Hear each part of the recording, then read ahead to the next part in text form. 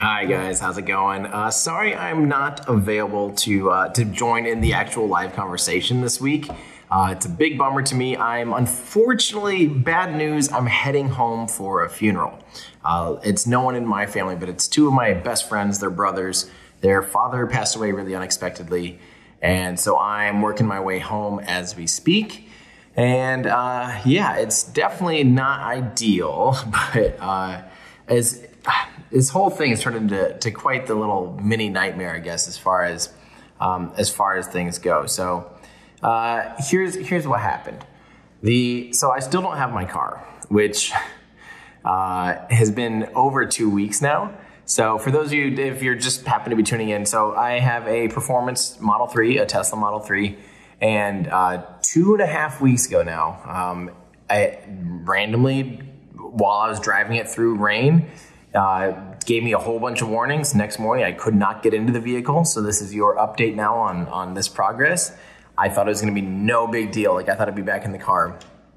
Almost immediately, I assumed it was the 12-volt system because there's actually the main battery pack and there's the small battery pack. Well, a week goes into it, and finally I find out that no, it's indeed the high voltage battery pack. So they ordered that in, replaced it, told me on Monday, today is Wednesday as I'm recording this, by the way, Wednesday night, told me on Monday that everything's good to go, that they updated they got a new battery pack in there. They updated and gave me the full self-driving chip because I did prepay for full self-driving, way back when I ordered the car. So they updated the chip and everything's good to go. So I finally got over there this morning, Wednesday, and they're like, hey, when we pulled it around, we noticed something was not right. So we're going to just have our technicians check it out real quick before we send you off. Fast forward 2 or 3 or 4 hours later, I don't even know, a long time. And basically I don't have the car still. So unfortunately, the car is going to stay down here in Florida, but I was planning to drive home. I was planning to drive home like a week and a half ago, 2 weeks ago. So I've been kind of half marooned here, which isn't a bad thing because I'm working on kind of trying to relocate down here to Florida anyway. But it just was a real disappointment that I thought I finally was going to be able to drive home just the right amount of time to be able to get home. I was going to split it up in like 3 smaller driving days instead of 2 full ones. And unfortunately now the car is going to stay there until they get it fixed. I'm flying currently one way to home so I can be home for my friends and for their family. And then I'm going to be there until Tesla says it's good to go, then fly one way back and have to drive the car home. And I'll be home for the month of March while I hopefully continue to work on finding a place down here. So I can also finish my video that I finally shot and edited all the way through the dialogue cut, and I can add a whole bunch of extra things about the pollution, the rocket video that I've been working on for so long. But I wanted to give you guys some news updates because literally the night that last week's podcast came out, we got updates about Starship. So of course, SpaceX, this is going to be basically at this point, keeping up with Starship is a weekly thing easily. So here's what happened. Remember how they were building serial number 1, and the debate last week was kind of whether or not that'll have, how many engines that'll have, what it's going to do, blah, blah, blah. And Friday night, they took it out to test it, and it went kaboomy. They lost serial number 1 during a pressure test. So didn't have any engines involved, any engines on board. No personnel, of course, were hurt. They're following all their safety guidelines, which literally, when these things happen, anytime, even if a COPV, like a composite overwrap pressure vessel, is under pressure, a huge amount of safety precautions go in, and people can't even normally be around them except for under certain right conditions, especially when they're under cryogenic temperatures and things. There's all these protocols. So what ended up happening, they filled it up with liquid nitrogen, and they fill it up with liquid nitrogen quite a bit, and then they use just regular nitrogen, gaseous nitrogen, to pressurize the tanks and to get it up to operating pressure. This way they can test it at cryogenic temperatures. And remind you, serial number 1 was the first good-looking welds we've seen on Starship, quite frankly. This is the first one that looked like, hey, they're making some progress on these large welds. This is a 9-meter wide vehicle, so it has a huge circumference. It was the first time it was like actually starting to come together and look like, maybe they're making some progress. And they lost it. They lost it in pressure. We don't know at what pressure it ended up failing. And there's been a slew of reactions on all different fronts on this. A lot of people are like, see, they can't do it. And they're wasting their time building these things in a factory, in a field instead of a factory, and rushing through it. And then, of course, other ones are like, you only learn when you fail. And literally the day before that test, Elon had a speech with the Air Force where he mentioned like failure is, if you don't fail, you're not learning. You're not working hard enough. And you're not trying to make big enough improvements. Innovating, that's the right word. If you're not failing, you're not innovating, basically is what he said. And this is either biting him in the foot right now, or it's just really harping in that attitude. And here's why and I know this will come off as like, fanboy Tim, but here's why I think it doesn't matter. Let's put it this way. They can crank out these tanks. They're basic, they're just rings of stainless steel. I'm not saying that they don't cost a lot of money and have a lot of labor, but let's say they're $1 million or $2 million, I don't know, $1 million each. Who knows? I have no idea. Let's say they're $2 million. They could build 10 of these things. They could build 10 of these in the same amount of time that it took Boeing to build the single SLS tank and even get it remotely close to being tested for the first time. They could build 10, lose 10, still probably have a year and several $100 million. They could build 10 of these, lose 10 of these, build a whole factory, build 10 test stands, and still probably, just to put it into perspective, so there's two sides of this coin. Is yes, it sucks that they're now kind of blown up too. We knew Mark 1 was going to blow up. Seal number 1, it's not sure how big of a deal it is, right? But put it into perspective that they built that in weeks, like 2 or 3 weeks for not a ton of money, at least aerospace money wise, not a lot of money, right? And they could just keep doing this. It would take a lot. They would have to fail like 100 times before it's actually going to be like, okay, we better slow down. Like, think about how cheap it is for them to do what they're doing. They're just cranking out these rings. They're welding them together. They're individually manufacturing the bulkheads. It's just like the bulkheads and the domes. And there's this, the lower thrust section, I guess, is called the puck now. And really, they could just keep going with it. Like, it's nothing to them, really. In the grand scheme of things, they're starting from the bottom. Like, they're starting at zero, and literally to the point where they don't even have a factory. Like, think about this. They're building a rocket before they have a factory. They're starting at like, what is off the shelf? What can we do to build this vehicle, period? And then make improvements upon that. Like, get it good enough to fly it, or get it good enough to pressure, get it good enough.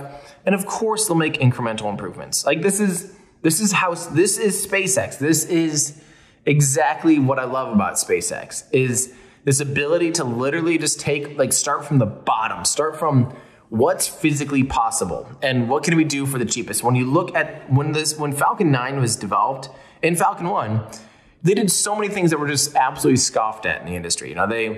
They were using, basically not space hardened hardware for their computers. They built their own, navigation computers. And they just used off-the-shelf hardware, off-the-shelf components, because they're like, you know what? These are 100 times cheaper. We'll make them triple redundant. And that way, everything on the vehicle is triple redundant. That way, it's like not a big deal if you lose one of them. Yeah, it's not space hardened, but it's off the shelf and way cheaper. And they were running literally like Cat5, like network cable through the vehicle instead of this crazy custom, all these different things that they were doing. And at the time, it was considered like, you guys are crazy. I can't even think of most of them, but so many of those things were just a blank slate. Like, let's start as cheap as we can go and then make improvements on it. And so you see that development. When you look at the Falcon 9, you see how initially, it wasn't rough around the corners. It was a bona fide rocket. Let's be clear about that. But compared to how refined they made it now, and same with the Merlin engine when you first saw it rolling out on the Falcon 1 compared to what that engine is now. And again, I'm sure the first 20, 30, 40 Merlin engines, they blew up, and they just did that because they're like, hey, we can crank these things out cheap. They made a production line. They just started cranking them out until they got it right, starting with a blank slate. That's exactly what Starship is. And I know you're probably sitting there saying, like, of course Tim's going to say this. Of course Tim's going to defend this. But this is what I've been saying for a long time, is that we're seeing things because it's in public that you would not normally see any other time, right? That's not how this stuff, normally this stuff all happens behind closed doors in a military base, at Stennis or somewhere where you won't hardly hear a whisper when something fails. For instance, you can guarantee that Blue Origin's lost tons of not tons, but more than 0 BE4s, right? I mean, you can just absolutely assume that they've blown up several BE4s in the development. We just don't hear about that. We know when SpaceX blows up hardware because it's just physically, literally out in the open where people with prying eyes can see. So there's a little bit of a chicken and egg syndrome here. I don't know. It is a mix because some of it is just the fact that it's so much more open, obvious, transparent physically in the elements that we see more of this development. And the other part is that is SpaceX. We're going to build something cheap. We're going to just make it cheap, do it fast, break it, learn it, go on. Again, this is very similar to how the Soviet Union did this too. The Soviet Union, and arguably why they were so far ahead in the beginning until they arguably bit off more than they could chew with the N1, but was literally the same idea. You build hardware, you go out, you stick it on a stand, you see what blows up, and then you use that to make the next one better. You say, oh, this component failed. Okay, cool. Oh, now this component failed. Or, as opposed to a lot of people will just engineer something on paper, get it to be too good. And in doing so, you're spending a lot of extra time, money, engineering to make sure it's absolutely perfect. And then it's really hard to back up from there. It's really hard to know your weak points when everything's overbuilt, right? And if you just start at the ground up and you just start filling something up, seeing what happens, seeing what fails, you just get a totally different result. And this is where Elon is always saying he's not afraid to fail. He constantly talks about how failure is actually kind of a good thing. And I know that's weird. I know that's very backwards, and I know that's uncomfortable for a lot of us who grew up thinking I can't fail. That's such a terrible thing. But how much more do you learn when something goes wrong than? And again, I hope I'm not just sounding like a total fanboy, which of course I am. But at the same time, this is looking at this compared to SLS, where you can arguably say that they started building, Starship stuff, full-scale Starship stuff last summer, so summer 2019. And already they've built 2 now full-size prototypes and tested them to destruction. In the same time that so far they've done one fail to a structural failure test. And then now they're working let's just put it this way. They took the SLS core out to do the green run, basically. And it's been out there for months now. I think it's all year, basically. All of 2020, SLS has been on a test stand. And it's not going to fire until April, May? Months? 4, 5 months? Just to fire it once? That's the opposite. That's where I would much rather someone build, and again, that's a several $100 million piece of machinery. Arguably, that's probably if they blew it up and they had to write the bill back to NASA, it'll likely be $300, $400 million. And I guarantee you, if that happens, and if say something were to go wrong there, it's because it was so unbelievably more expensive, took so much longer. When something fails like that, yeah, that is a big deal. I'm not going to defend it in the same way that I'm defending someone putting together a bunch of rings and doing something cheap every 2 weeks. Those are different things. And that's kind of the beauty of what SpaceX is working on. That's my rant on why it's not a huge deal. And honestly, I think people are making, both sides are going nuts for this. And again, most of it's just because we're seeing it and we're seeing daily updates from people that are watching it, which is crazy cool for us, but it's also making us crazy sensitive and crazy overreactive too. But it's just all fun. It's super fun. I did want to mention real quick too, by the time you guys are listening to this, it will be basically tonight while you're listening to this, it will be the last Dragon 1 capsule to ever fly, hopefully if weather permits. But CRS-20, the last Dragon capsule under the first round of commercial resupply missions, is flying It's going to be its last flight, and after this, they'll be going to Dragon 2, which is basically, the Dragon capsule, but the Crew Dragon capsule, sorry, but made as a cargo variant. So it's considered the Dragon 2. We will be seeing that fly from now on. So after this last one, it'll be the only one. Now, here's an interesting note, and I want to kind of look into this more and figure this out. But one interesting thing is that the Dragon 1, does the birthing mechanism, and then it docks, and I can't remember, after being birthed, it actually makes the hard connection, and I don't exactly remember offhand which node it is, but it's a much wider node than what the International Docking Adapter has on the Crew Dragon capsule. So they won't actually be able to return a full EVA spacesuit, or maybe I'm pretty sure it is an EVA spacesuit. They will not be able to return that anymore. Dragon's currently the Dragon 1, because it has the big enough port, is the only vehicle capable of actually returning a spacesuit. So this, I don't know what that really means. I don't know how often they need to come down for repairs. They do happen, but as far as I'm understanding, there's no other way to get it down safely anymore. Definitely won't fit in a Soyuz, and I'm pretty sure that Dragon 1 was the only one with a big enough docking port to actually be able to put the whole suit through it, and that they will not be able to do that on Dragon 2. Now, I need to maybe double check that, but I just thought that was an interesting note. But just wanted to send Dragon 1 off on a happy note because it had an awesome career. I mean, the Dragon capsule has just been such a staple of 21st century spacecraft. It's just been a rock solid. It really only had problems, very first teething problems on its very first flight, which is understandable. And ever since then, it's just been a really, really solid ride. So congrats to the team at Dragon 1 and at SpaceX for getting your last one out the door and putting your last one up in space. And now all the teams are moving on to Dragon 2, which is just absolutely crazy. So yeah, I'm sorry that I'm just having to record this and you're probably listening to phone audio since my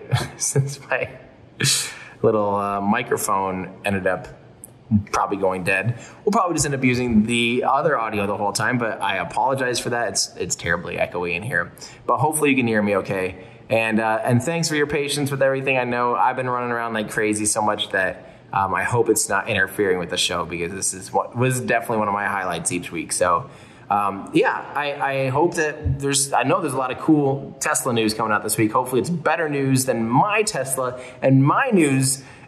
So, wish me luck, guys. I hope that I get MECO, main engine cutoff, my Tesla back very soon. And it's not going to be a big pain in the butt, because so far it's not been the experience I was hoping for at all. But, maybe next time I get in, at least we'll have Hardware 3 and the full self-driving chip, and hopefully it makes a big difference. Hey, thanks for checking us out, guys. I hope you enjoyed this clip from our podcast. We do a weekly show here on YouTube, so make sure to subscribe to Our Ludicrous Future, where we discuss all the things that are going to make our future totally ludicrous. You can join us here on YouTube or at any of your favorite podcast places. Plus, if you want to get some behind-the-scenes stuff and join a cool community, you can help support the channel at patreon.com. Thanks a lot. Thanks, guys.